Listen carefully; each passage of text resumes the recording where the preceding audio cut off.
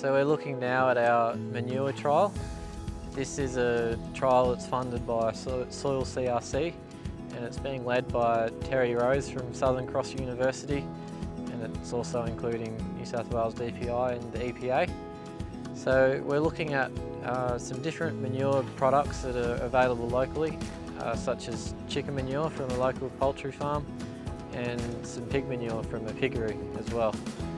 And we're looking at different things, looking at the nutritional benefit that comes from manure, and also the priming effect that can boost soil carbon when using manure.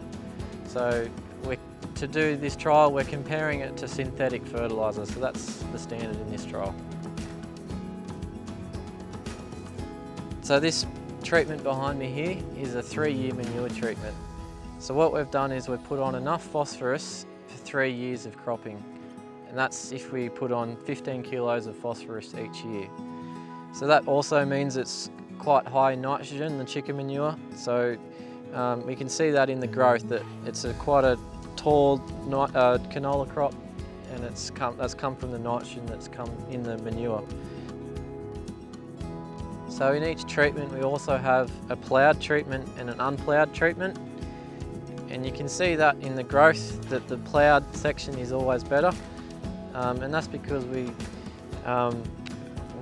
cultivated straight after we applied the manure, so there shouldn't be as much ammonia loss, and it's also helping with the canola emergence as well. If we move over now to this treatment here, this is a synthetic treatment, so we've put on the same amount of nutrition that we were just looking at, but in the form of synthetic fertiliser. So that means we had to put on enough super as well as the nitrogen, and we put on the nitrogen as both urea and slow release urea, so that we can show how the manure releases nitrogen over time. But straight away you can see that the 3-year manure is better than the 3-year synthetic. So there's obviously something else happening in the manure that we haven't accounted for in the synthetic treatment.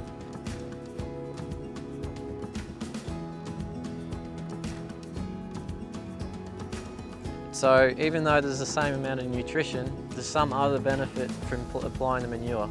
And not really sure what that is yet, but that's what this trial is for. And I'd say we'll be able to find something through doing regular soil tests. We can look at soil microbiology and soil carbon and find out what else is happening in the manure treatments. So this here is our nil treatment. So it has no manure or no synthetic fertiliser applied. And so you can see just how much that affects it by looking at the treatment behind us.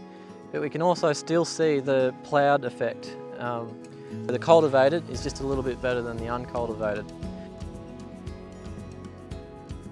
But now if we move across to this one here, this is our extreme treatment. So this is 10 tonne of chicken manure applied. And in some years that's probably not a great thing to do because it would be too much nitrogen, and that would blow up the crop too much. But in a year like we've had in 2021, that's probably about the right amount of nitrogen that we needed for a canola crop. So you can just see how healthy and well performing this treatment is here. So we've looked today at our trial here at Tamora. We also have a second trial at Toowoomba, where we're purely looking at phosphorus and the phosphorus response in chicken manure. So we've done different rates of chicken manure and compared that to different rates of super fertiliser and tried to match those two up.